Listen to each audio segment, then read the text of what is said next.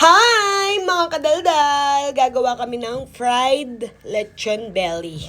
Ayan, pinapatuyo lang muna, tas hihiwa-hiwaan niya yung karne. Tas eto, minarinate ko, barbecue. Yan ang handa namin mamayang medianoche. Ayan po, nahiwa-hiwa na ng aking asawa. Nilalagyan na niya ng asin. Ayan, paminta naman ang next. Tapos, mamarinate mabuti. Yan, lalamas-lamasin lang maigi para pumasok sa mga hiniwa-hiwa. Ayan. Tapos, ito pa yung ibang ilalagay. Next, bawang. Next naman ang bawang. Tapos, aji ginisa. Baka naman. Ayan. Okay.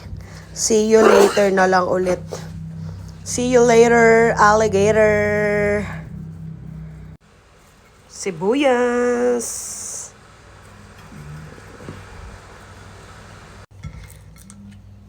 Next naman po ang leeks. Ayan, ayan ang leeks.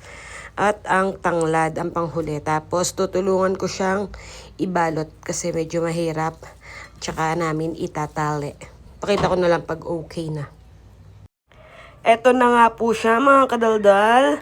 Nakatali na. Pagpapahingahin lang natin siya saglit. At ilalaga na. Tapos ipiprito after ilaga. Ayan, ilalaga na po ang ating lechon belly. Lagyan mo pa kayang onting tubig. Yung lubog na lubog siya. Lumulutang. Ay, lumulutang. Ayan, nilagyan lang natin ng konting mga pampalasa. At papakuluan ko ng 1 hour sa mahinang apoy. Tingnan mo, baka mamaya tuyo. Ayan po, kakaahon ko lang after 1 hour. Tutusok-tusukin ko lang to saglit. Tapos, ipapahinga ko. Pagkatapos, ipipirito ko na. Ayan na po ang ating lechon belly, mga kadaldal. Kasalukuyan po siyang ipinipirito at ibinibiling-biling. So, ito na ang ating fried lechon belly, mga kadaldal. Medyo pasunog na siya rito sa part na to. Pero napakalutong na niya rito. Oh. Malutong na siya, parang nagchichicharon na siya. Pero hindi pa siya lulubayan ng aking asawa. Dahil papakuluin pa daw niya yung mantika mamaya, tapos ibubuhos daw niya rito. Ganon, ganon. Sana maging successful siya at lumobo-lobo na kagaya ng ganyan, nang hindi nasusunog. Dahil mas malutong siya.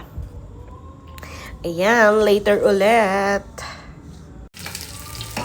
Ayan na ang final.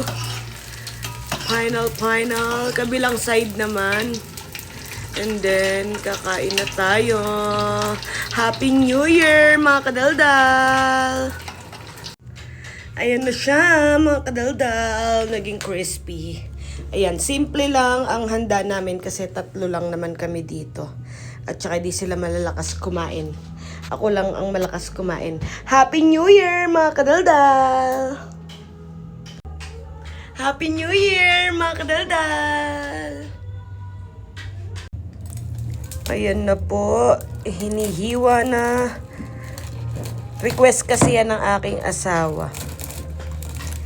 Dahil maganda ang bonus, pinagbigyan natin, mga kadaldal. Wow, napaka-crispy. Pwede ko na itong kunin. Sobrang yung sukang manyaman, mga kadaldal. Sobrang sarap. Ganda.